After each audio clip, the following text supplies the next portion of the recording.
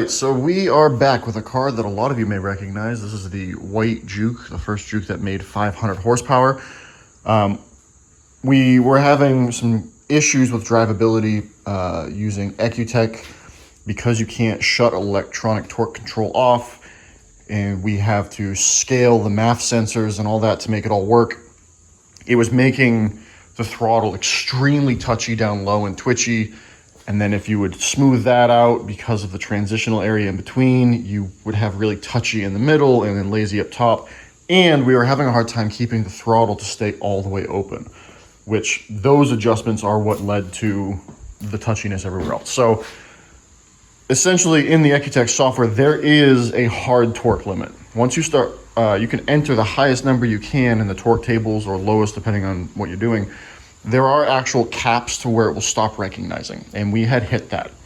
So it drove around, it's just you had to like drive around how it drove, and the owner just didn't like that. So here we are doing a port injection conversion to it with a FuelTech FT550. It's already all set up and mostly wired, aside from I have to do some wiring there. So this has been sitting for a while because I'm trying to get engines into cars so I don't have like cars laying around without engines. So this is like, now we can focus on this. So far, what we have done along with the FT550 is we're also switching over to a Garrett turbo. This is a Garrett G25 660, I believe. Customer wanted to switch to the Garrett to see if maybe we could get it spool up quicker. We'll see. I don't really think it's going to make that much of a difference, but it's what the owner wanted to do. We are also putting this on ethanol and getting rid of the methanol. The owner said he'd be happy making less power, but we're doing all of this work, so I got the components to convert this to ethanol. We got to do the fuel system anyway, so it's one sensor. So, because we got to do a return style fuel system, which all those parts I'll show you in a second. So pretty much all that's left is I'm waiting for a fitting for this turbo so we can do the final bolt up. I'm going to do a rough bolt up right now. I modified the downpipe for the new exhaust housing. As you can see, we pulled it out and lifted it up slightly so that fits. The intake manifold's already been adapted to the MR-A8 cylinder head. We have the crank pulley timing kit that I have. We just have to plop that on. But the sensor's already wired up. This is the loom for the sensor. You can actually see the sensor down there. So it's coming together. So it's just a matter of finishing everything up. And now that I have the downpipe done, I can actually go under the car and we can put the axles in and lower motor mounts and everything. But I figured I'd take you guys along for finishing this thing up so you can kind of see what the last push is like. Because getting this wired up for the FuelTech's actually the easy part. It's buttoning everything up and making sure everything's perfect. That's the hard part, doing the return style fuel system, which I've mentioned in previous videos, but I'm going to do an actual like return style fuel system install on this one so you guys can see how it goes. That's kind of where we're at. So I'm going to get this turbo roughly bolted on here, and then we're going to get this thing up in the air and start working on the underside. All right, we've got our upgraded axles all installed. Everything's all bolted up. See there, this thing's been sitting for a while, which is why there's surface rust on stuff.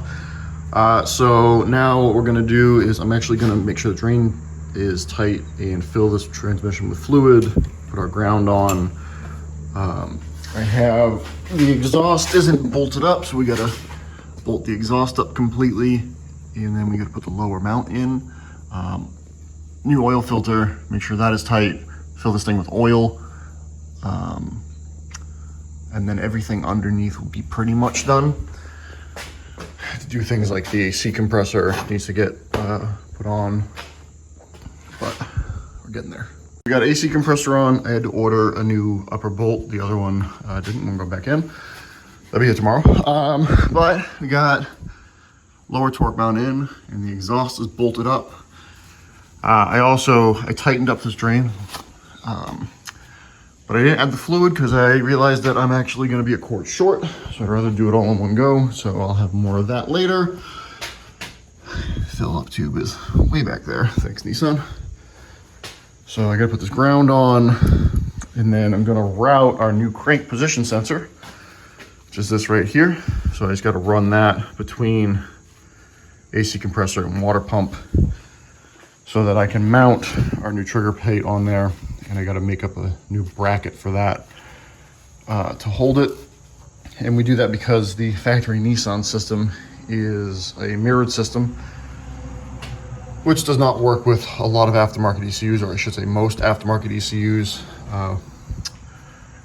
We are working with Fuel Tech for another Nissan ECU to fix that issue, and it might apply to this one, but for the time being, this is how we do it. So what I think I might do is change gear here and do the fuel system, because that's a lot of work. So I think that might be the next move. Lower this down, and we'll get going on putting in the return style fuel system. So I'll show you guys how to do that. All right, so here's what we're gonna need to do a return style fuel system on the Juke or Versa or anything like that. So we're gonna get a couple of things out of the way. Obviously, there's a bunch of fittings. We'll go over that in a second. So we're gonna go over with a fuel pressure regulator, which is something that you're gonna need. Now you notice this one is pretty big. You can use really any brand fuel pressure regulator. They're all pretty simple. I choose this one specifically because it is big. So we have here a really expensive AEM unit. It's a really nice unit. The issue that I have with it is its size and the fact that its ports are pretty small. So that doesn't leave a whole lot of room for expansion down the road. So just as an example, if we take fitting off of this one, you can see we have a lot more room to grow with this than we do this as far as fuel flow goes. So you'll need a fuel pressure regulator, again, whatever one you so choose. A lot of fuel pressure regulators come with a fuel pressure gauge so that you can set your base pressure. In this particular instance, we are going to be using a pressure sensor that's going to be read by the ECU. If you're doing ethanol, obviously you're going to need an ethanol sensor, which if you're not on standalone, obviously can't do that. We have the fitting for the fuel line. If this is a direct injected vehicle, it's the same size as the fuel line on the NA port injection versions. I believe it's a 5/16.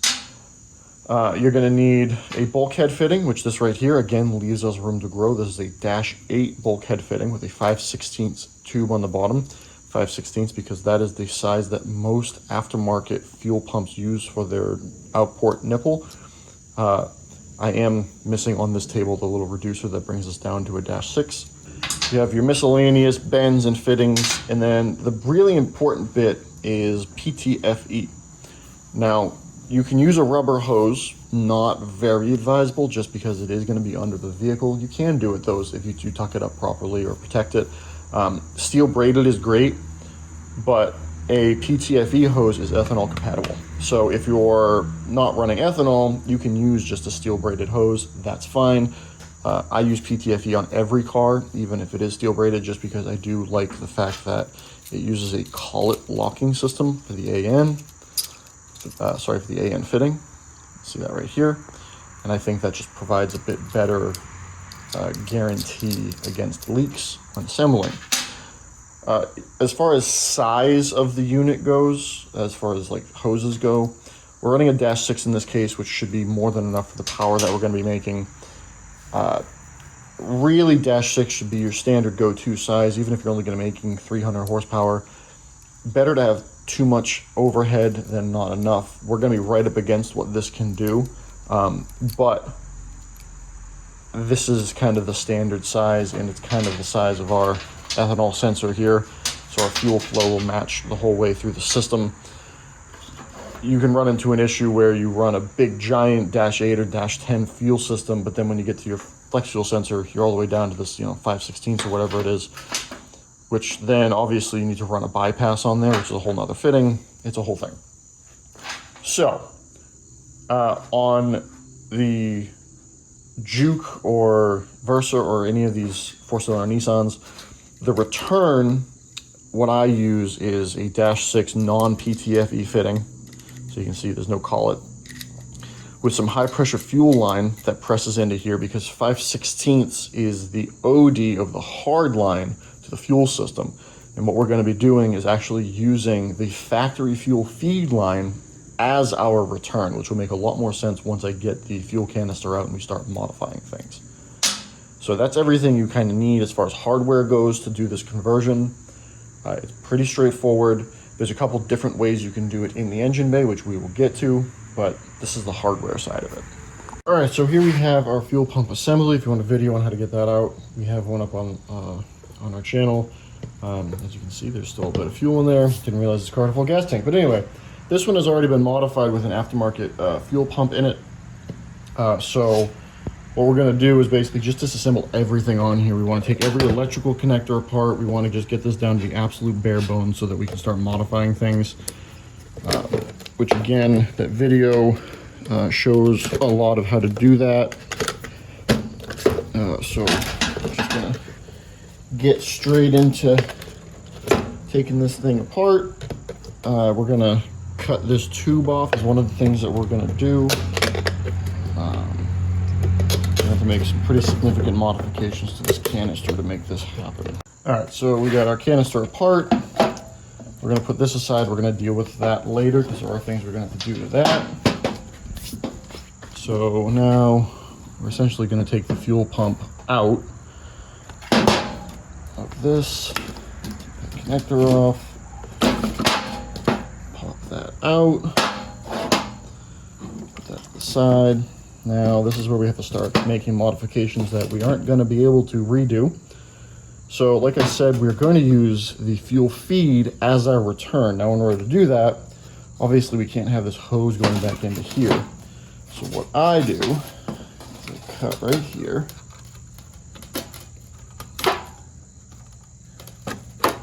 Okay, so we have this hose.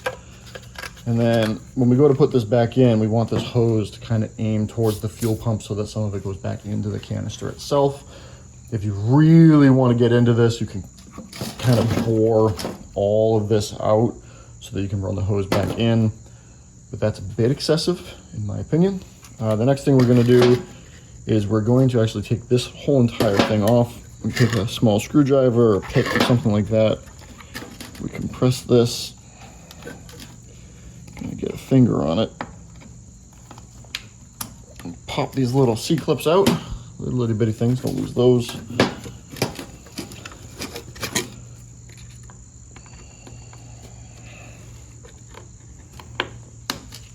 Okay, that'll allow us to completely separate this like that.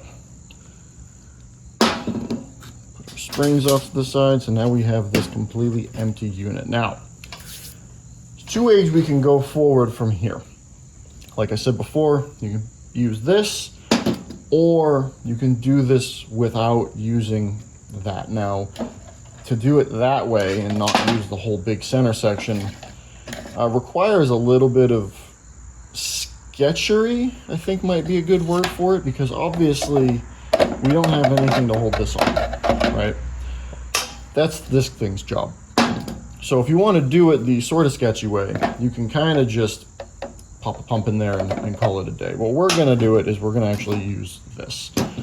Now, modifications to this part of it are going to kind of come down to how much power you're going to be making. We have noticed that once you get over the 400, 500 horsepower mark, the little stopper here that lets fuel into the canister doesn't let enough in. You can actually drain this faster than it can fill, even on a full tank of fuel. So one of the things we're going to do is we're actually going to drill a couple little holes around the side to allow this thing to fill up faster. Couple of downsides to that, which I did this on my cube, and I have this issue on my cube. Once you get to a lower fuel level and you're taking hard turns, the fuel's going to want to slosh around. The whole point of this canister being designed this way is so that the fuel can't slosh around under hard turning. So we're going to just do a couple of small holes to reduce the amount that's going to happen, but hopefully still allow more fuel in there. So that's one modification we're going to do.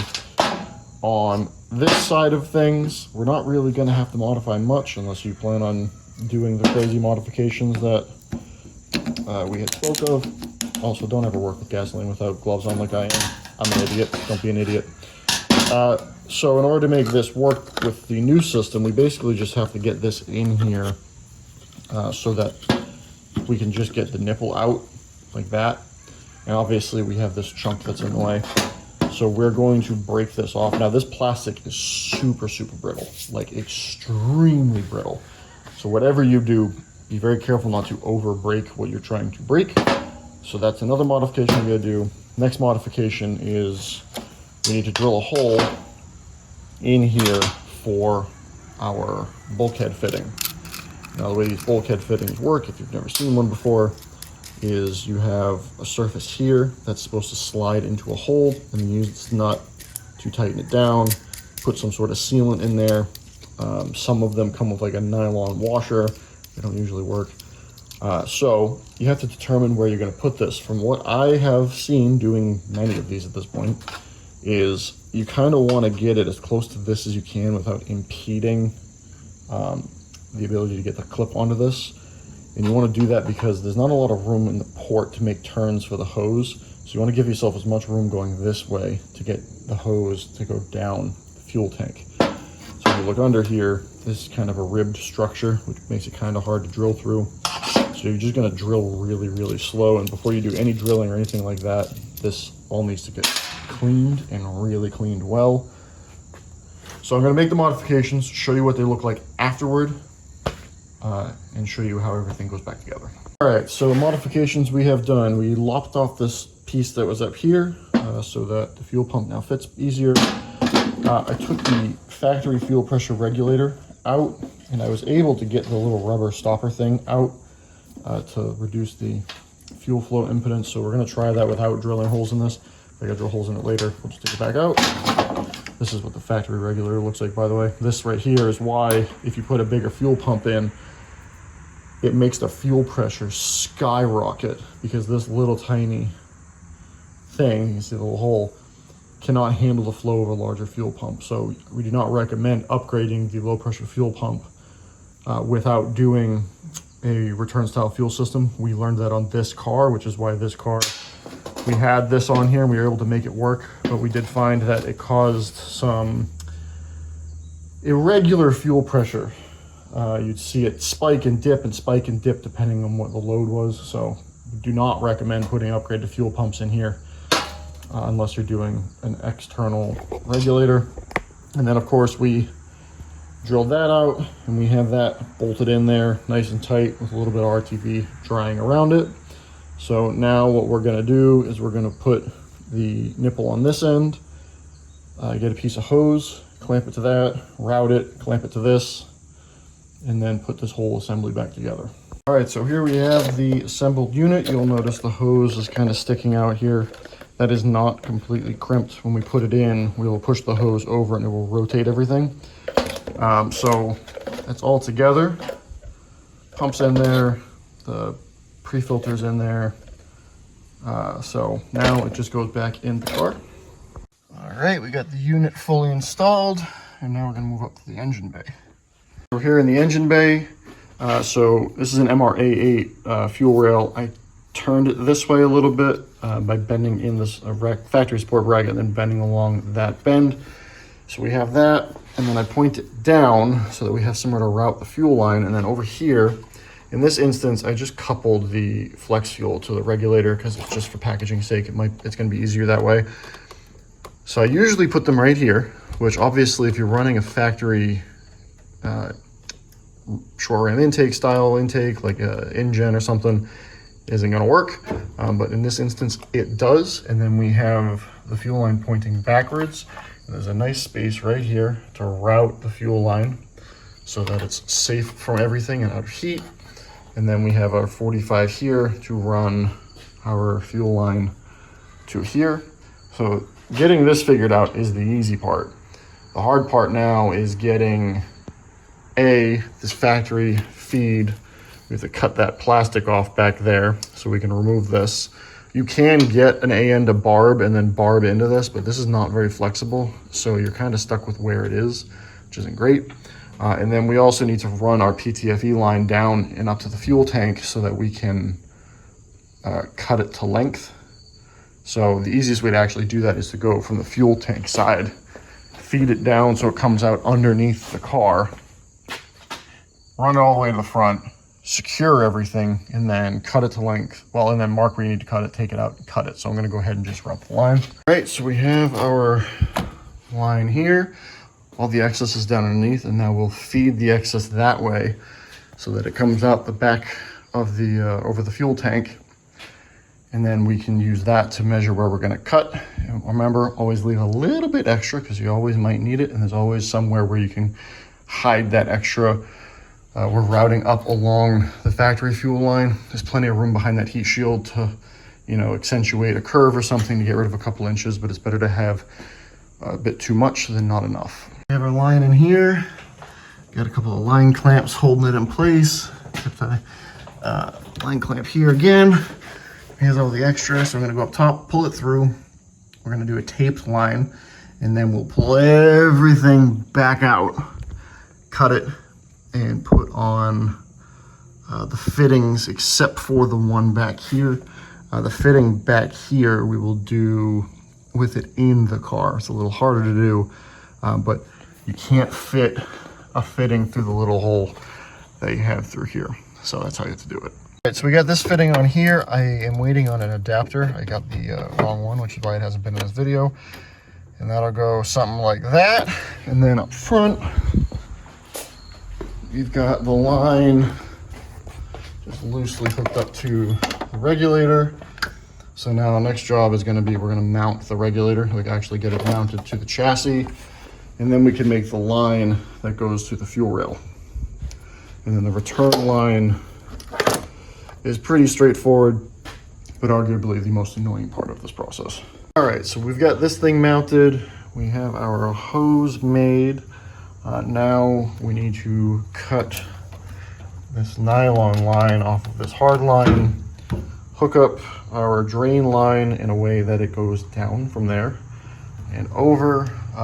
It's never gonna see pressure, or it's not gonna backfeed, so it doesn't need to be like all the way down, but you want it obviously not to go like up and over everything. So we're gonna go ahead and run that line next. To cut this, the best way I found to do it is to take a razor blade and just slice the same spot over and over, and eventually the nylon part will just rip off and you can slide the whole thing off. And before I put the new line on, I'll show you that. All right, so we have that sliced off, and we're left with that little nipple right there. All right, so we have our return here. Double clamped on there. I took the turbo off just so it's easy to get in there.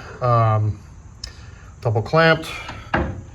This fitting is tight. I gotta go through and tighten all of these fittings, but that would appear to be done. So once everything's tightened, that's pretty much it. Obviously you have to, you know, hook up the sensor and the vacuum line for that and set everything, but that's all there is to put in the return style fuel system with the actual adjustable fuel pressure regulator in one of these cars. So now that I have the fuel system in, I'm gonna go ahead and take the intake manifold off and the fuel rail and pop our 2200cc injectors in there so that that's all done. I gotta put the turbo back in again. When I do this time, I'll actually hook up the oil drain line. I have that fitting now, so we're getting there. All right, we got our fuel injectors in and plugged in. I love the Snake Eater performance packaging. I actually saved these and put old injectors in them. So we got that in. So now I gotta cut a new gasket for the intake manifold and ignore all these cutouts on here. This is actually the same manifold that we used on the Juke. We just adapted it over to this cylinder head.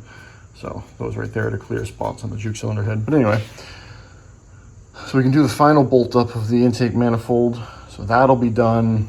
So we're just cruising right along with this thing. We're getting there.